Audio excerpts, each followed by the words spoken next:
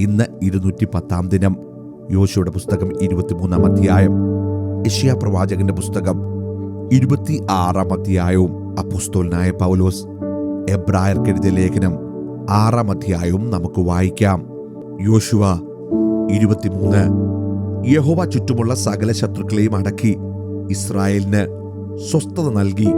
ഏറെക്കാലം കഴിഞ്ഞ് യോശുവ വയസ്സു ചെന്ന് വൃദ്ധനായ ശേഷം യോശുവ എല്ലാ ഇസ്രായേലിനെയും അവരുടെ മൂപ്പന്മാരെയും പ്രധാനികളെയും ന്യായാധിപന്മാരെയും പ്രമാണികളെയും വിളിച്ച് അവരോട് പറഞ്ഞതെന്തെന്നാൽ, ഞാൻ വയസ്സു ചെന്ന് വൃദ്ധനായിരിക്കുന്നു.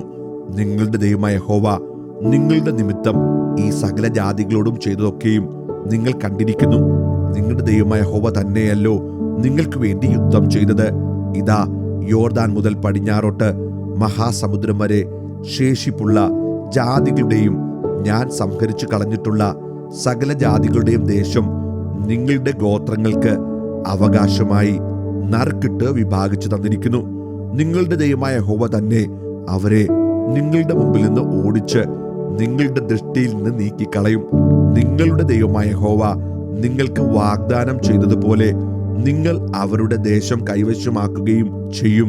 ആകയാൽ മോശയുടെ ന്യായപ്രമാണ പുസ്തകത്തിൽ എഴുതിയിരിക്കുന്നതൊക്കെയും പ്രമാണിച്ച് നടപ്പാനും അതിൽ നിന്ന് വലത്തോട്ടെങ്കിലും ഇടത്തോട്ടെങ്കിലും മാറാതിരിപ്പാനും ഏറ്റവും ഉറപ്പുള്ളവരായിരിപ്പീൻ. നിങ്ങളുടെ ഇടയിൽ ശേഷിച്ചിരിക്കുന്ന ഈ ജാതികളോട് നിങ്ങൾ ഇടകലരരുത്. അവരുടെ ദേവന്മാരുടെ നാമം ജപിക്കുകയും അത് ചൊല്ലി സത്യം ചെയ്യുകയും അരുത്. അവയെ സേവിക്കുകയും നമസ്കരിക്കുകയും അരുത്.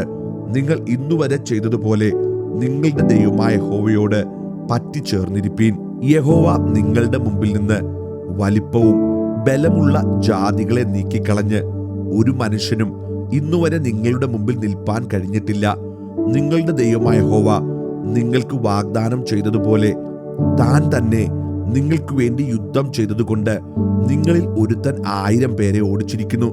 അതുകൊണ്ട് നിങ്ങളുടെ ദൈവമായ യഹോവയെ സ്നേഹിപ്പാൻ പൂർണ്ണ മനസ്സോടെ ഏറ്റവും ജാഗ്രതയായിരിപ്പീൻ.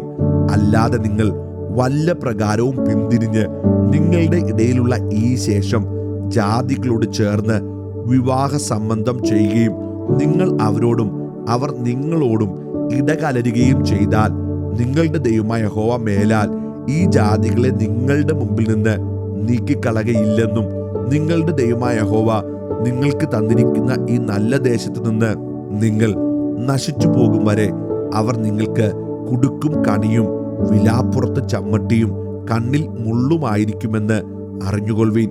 ഇതാ, ഞാനിന്ന് സകല ഭൂവാസികളുടെയും വഴിയായി പോകുന്നു. നിങ്ങളുടെ ദൈവമായ യഹോവ നിങ്ങളെക്കുറിച്ച് അരുളി ചെയ്തിട്ടുള്ള സകല നന്മകളിൽ വെച്ച് ഒന്നിനും വീഴ്ച വന്നിട്ടില്ലെന്ന് നിങ്ങൾക്ക് പൂർണ്ണ ഹൃദയത്തിലും പൂർണ്ണ മനസ്സിലും ബോധമായിരിക്കുന്നു. സകലവും നിങ്ങൾക്ക് സംഭവിച്ച് ഒന്നിനും വീഴ്ച വന്നിട്ടില്ല. നിങ്ങളുടെ ദൈവമായ യഹോവ നിങ്ങളോട് അരുളി ചെയ്തിട്ടുള്ള എല്ലാ നന്മകളും നിങ്ങൾക്ക് സംഭവിച്ചതുപോലെ തന്നെ നിങ്ങളുടെ ദൈവമായ യഹോവ നിങ്ങൾക്ക് തന്നിരിക്കുന്ന ഈ നല്ല ദേശത്ത് നിന്ന് നിങ്ങളെ നശിപ്പിക്കും വരെ യഹോവ എല്ലാ തിന്മകളും നിങ്ങളുടെ മേൽ വരുത്തും. നിങ്ങളുടെ ദൈവമായ യഹോവ നിങ്ങളോട് കൽപ്പിച്ചിട്ടുള്ള അവന്റെ നിയമം നിങ്ങൾ ലംഘിക്കുകയും ചെന്ന് അന്യദൈവങ്ങളെ സേവിച്ച് നമസ്കരിക്കുകയും ചെയ്താൽ യഹോവയുടെ കോപം നിങ്ങളുടെ നേരെ ജ്വലിക്കും. അവൻ നിങ്ങൾക്ക് തന്നിട്ടുള്ള ഈ നല്ല ദേശത്ത് നിന്ന് നിങ്ങൾ വേഗം നശിച്ചു പോകുകയും ചെയ്യും. യെശയ്യാവ് 26. അന്നാളിൽ അവർ യഹൂദാ ദേശത്ത് ഈ പാട്ടുപാടും. നമുക്ക് ബലമുള്ള ഒരു പട്ടണമുണ്ട്. അവൻ രക്ഷയെ മതിലുകളും കൊത്തളങ്ങളും ആക്കി വെക്കുന്നു. വിശ്വസ്തത കാണിക്കുന്ന നീതിയുള്ള ജാതി പ്രവേശിക്കേണ്ടതിന് വാതിലുകളെ തുറപ്പീൻ. സ്ഥിരമാനസൻ നിന്നിൽ ആശ്രയം വെച്ചിരിക്കൊണ്ട് നീ അവനെ പൂർണ്ണ സമാധാനത്തിൽ കാക്കുന്നു. യഹോവയാം യാഹിൽ ശാശ്വതമായൊരു പാറയുള്ളതിനാൽ യഹോവയിൽ എന്നേക്കും ആശ്രയിപ്പീൻ. അവൻ ഉയരത്തിൽ പാർക്കുന്നവരെ ഉന്നത നഗരത്തെ തന്നെ താഴ്ത്തി തള്ളിയിട്ട് നിലം പരിചാക്കി പൊടിയിൽ ഇട്ട് കളഞ്ഞിരിക്കുന്നു. കാൽ അതിനെ ചവിട്ടിക്കളയും. എളിയവരുടെ കാലുകളും ദരിദ്രന്മാരുടെ കാലടികളും തന്നെ നീതിമാന്റെ വഴി ചൊവ്വുള്ളതാകുന്നു.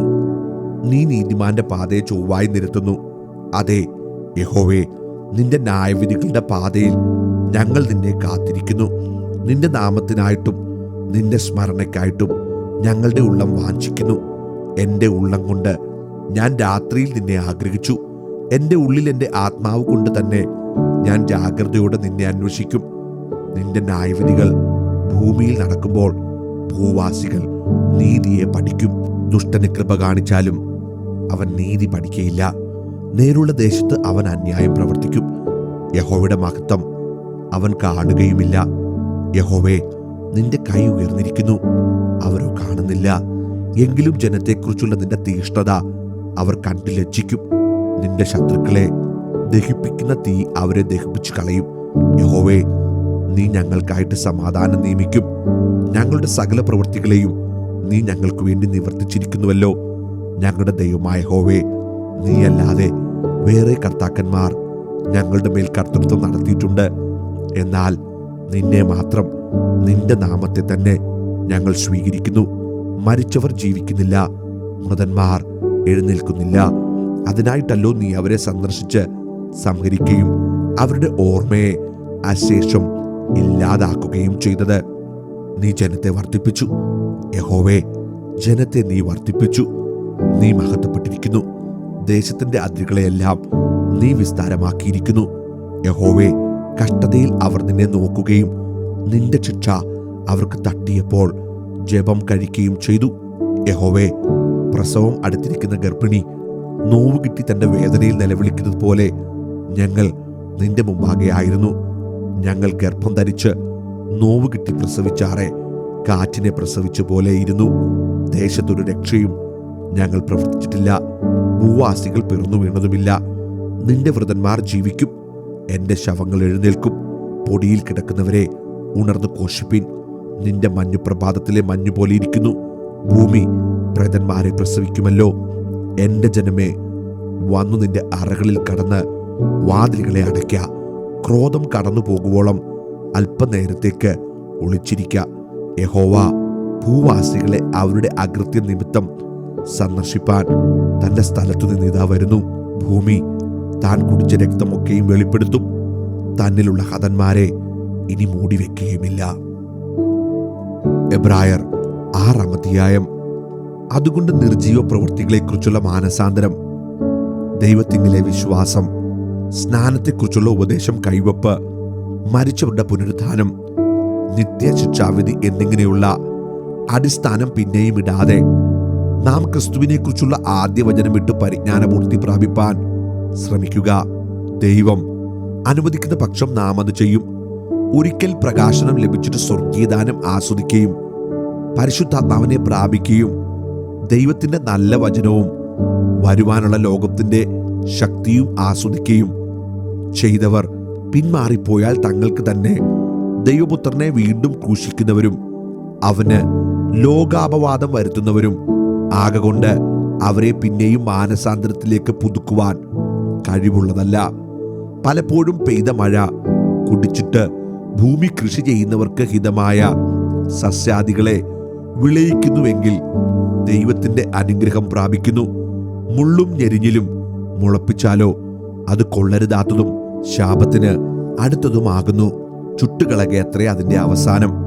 എന്നാൽ പ്രിയമുള്ളവരെ, ഞങ്ങൾ ഇങ്ങനെ സംസാരിക്കുന്നുവെങ്കിലും നിങ്ങളെക്കുറിച്ച് ശുഭമേറിയതും രക്ഷയ്ക്ക് ഉതകുന്നതും വിശ്വസിക്കുന്നു. ദൈവം നിങ്ങളുടെ പ്രവൃത്തിയും വിശുദ്ധന്മാരെ ശുശ്രൂഷിക്കുന്നതിനാലും തന്റെ നാമത്തോട് കാണിച്ച സ്നേഹവും മറന്നു കളവാൻ തക്കവണ്ണം അനീതിയുള്ളവനല്ല. എന്നാൽ നിങ്ങൾ ഓരോരുത്തൻ പ്രത്യാശയുടെ പൂർണ്ണ നിശ്ചയം പ്രാപിപ്പാൻ അവസാനത്തോളം ഒരുപോലെ ഉത്സാഹം കാണിക്കണമെന്ന് ഞങ്ങൾ ആഗ്രഹിക്കുന്നു.